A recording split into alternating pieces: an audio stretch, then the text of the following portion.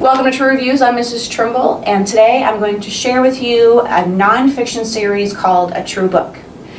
This series has been around for a long time. It's written by multiple authors. It covers a wide range of subject areas from like science to current events to countries to holidays. So if there's a nonfiction topic you're interested in reading about, I highly recommend just going to the library catalog and searching A True Book series, and I'm sure you'll get a lot of results.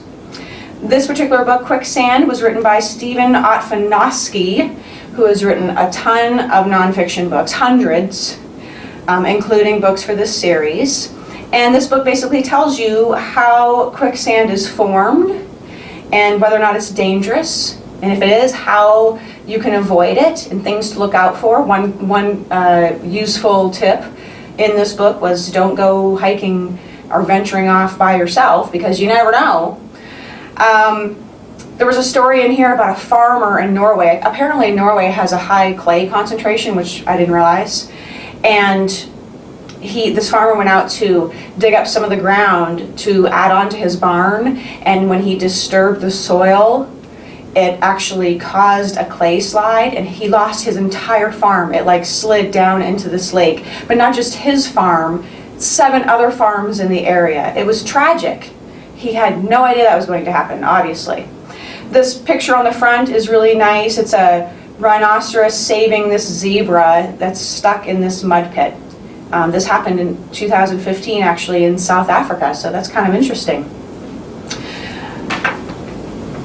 Another book in this series is Self-Driving Cars, and this is written by Kate Marsico, and she's written, again, several other nonfiction books. This is a reading level 8.5. Quicksand is a reading level 6.4, I should have said that earlier.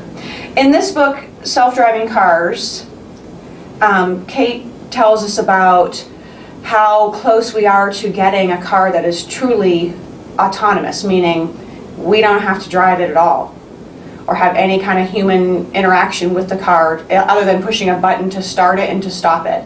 There are 5 levels of autonomous cars, and we are at level 3, and scientists predict that in the next 20 years we will have, well, I don't know, 20, a couple decades from now, several decades from now, we will have cars that are totally autonomous. We will not have to drive them. I can drive to work in my car that whole mile to work, and I can read a book, or I can text, which would make a lot of you guys happy out there.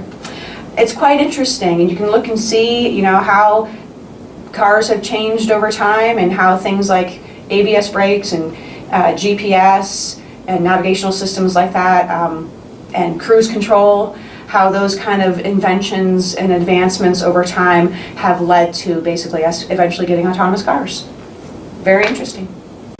The last book I'm going to share with you is Poachers. This is written by Nelson Yomtov. It's a reading level 6.6. Nelson Yomtov has written a lot of nonfiction books, including this one, Modern Pirates. This book was very informative. On the front, there's an armed guard who's actually guarding this white rhinoceros. This white rhinoceros has 24-hour guards to keep people from coming and killing it.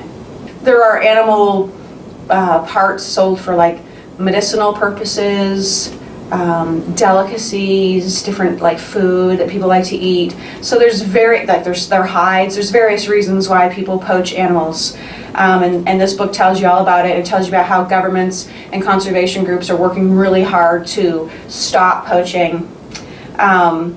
Basically, any plant or animal that's removed from its original habitat, its natural habitat, is considered poached, which makes sense. So the next time you go to a pet store and you're looking at those really colorful parrots or turtles or snakes, think about that. Is the United States, is North America their natural habitat? Also, the same can hold true for if you go to a nursery and you're looking at exotic flowers or plants. So, highly recommend. I learned a lot.